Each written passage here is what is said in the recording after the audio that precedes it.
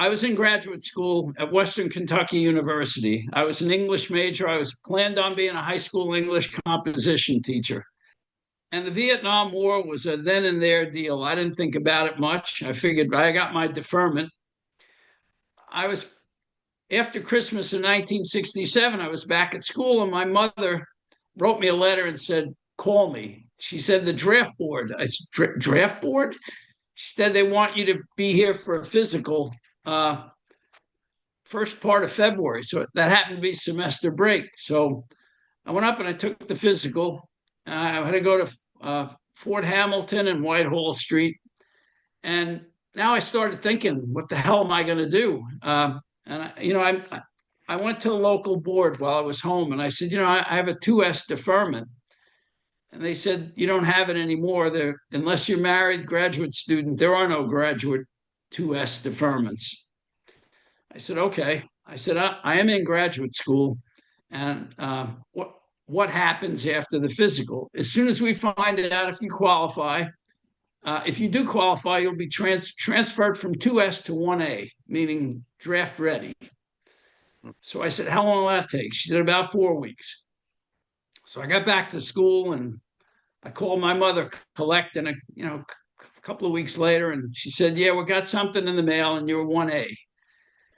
So on springtime, came back up and I said, look, I'm finishing my second semester. What are you planning?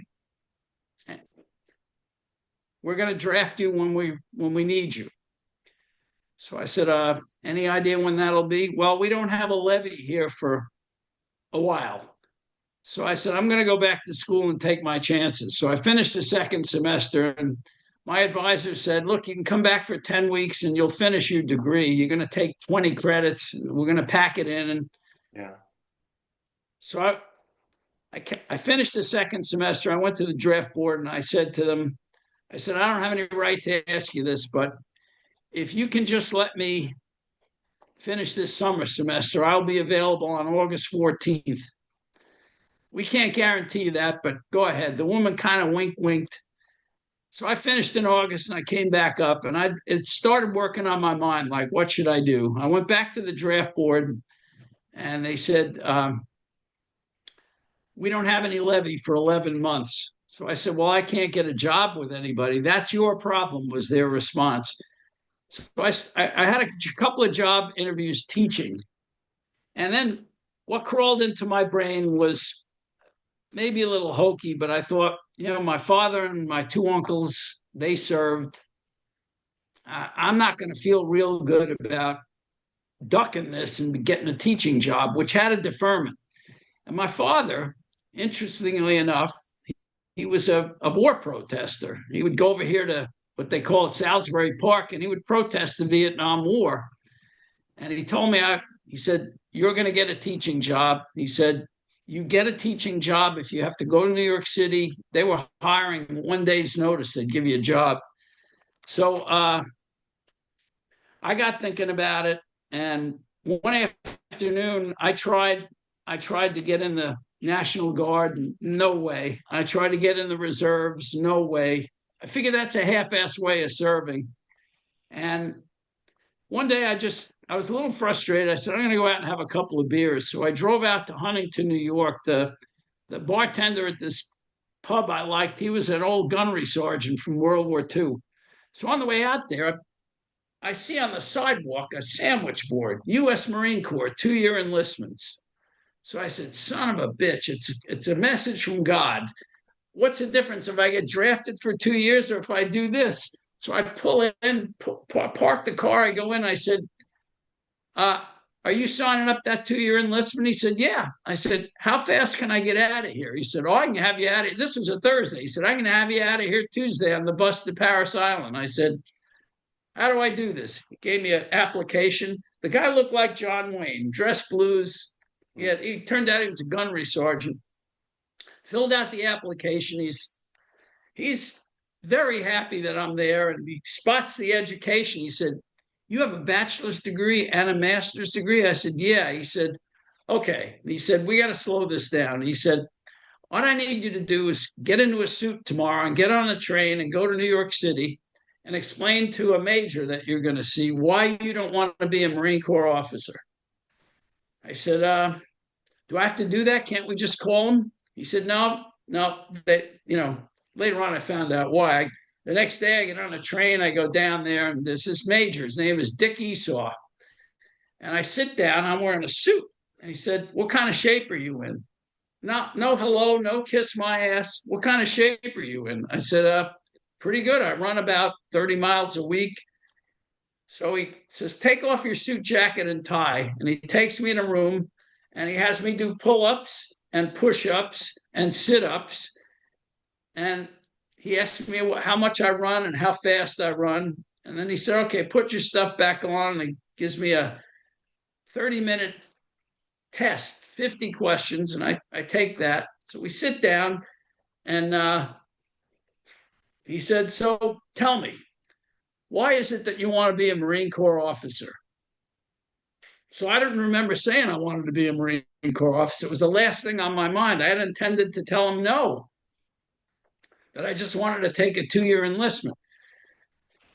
So I said, could you tell me what's involved? And he explained to me that unlike a 2-year enlistment, I would sign a contract for a total length of 8 years, and that 3 of those years would be active duty after commissioning, and that it would take 3 or 4 months to get commissioned. So as I'm sitting there, I'm thinking to myself, this happened for a reason. And I'm thinking my resume is going to look a lot better, even if I want to teach school after this. So, when you're 23 and stupid, you just say, what the hell? So I said, in for a penny. And I said, just like this, I said, Major, in for a penny, in for a pound, I'm in. So he said, shook my hand, and he got on the phone. He said, could you come in here and administer the oath? And in walks Chuck Robb. And I took the oath. He said, what draft board are you with? I said, local board 3 in Great Neck. He gets their number, he calls him up, and it's like an old Bob Newhart skit. He goes, ma'am, this is Major Dick Esau, Marine Corps OSO office in Manhattan, New York, and I have a candidate here that I've just administered the oath to, Philip Como. Excuse me? Really? He cups the phone. He goes, hold on a second. He goes, do you know your draft notice is in the mail? I said, no idea. So he said, this man is now the property of the United States Marine Corps. I will tell him to ignore the notice that he gets. So he hangs up. He said, I'm going to ask you a question. He said, is this going to affect how you think? I said, no, I made the commitment. We're going to do this. So I can't say enough good about the Marine Corps. It was the best experience of my life. Your dad was a World War II veteran. He was part of the D-Day invasion, but you said he protested the Vietnam War. What was it about the Vietnam War that led to him protesting it? What was his reason for protesting it?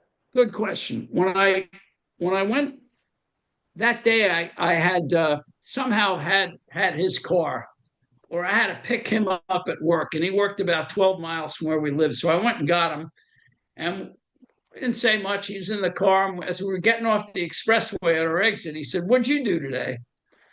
I said, I joined the Marine Corps.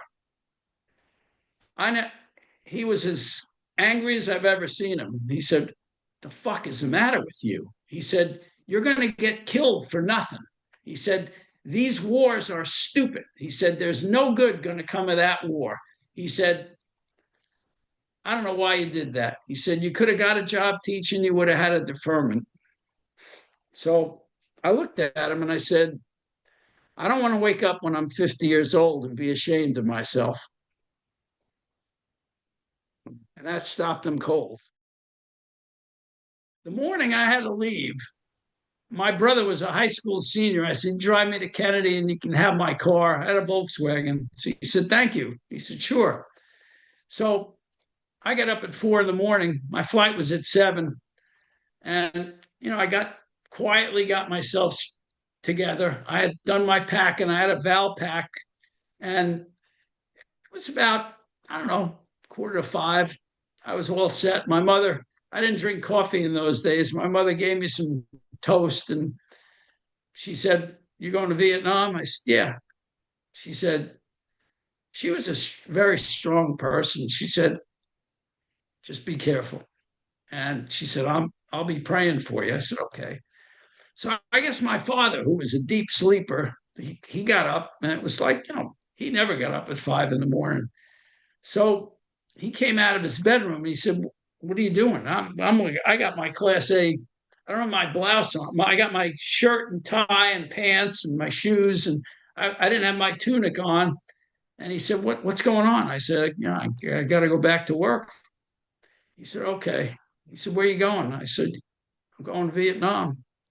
So he grabbed me and he hugged me and he went back in his bedroom. He shut the door and I heard him crying. I mean, uh, really slowed me up. I thought, what the hell did this guy see that he knows about war?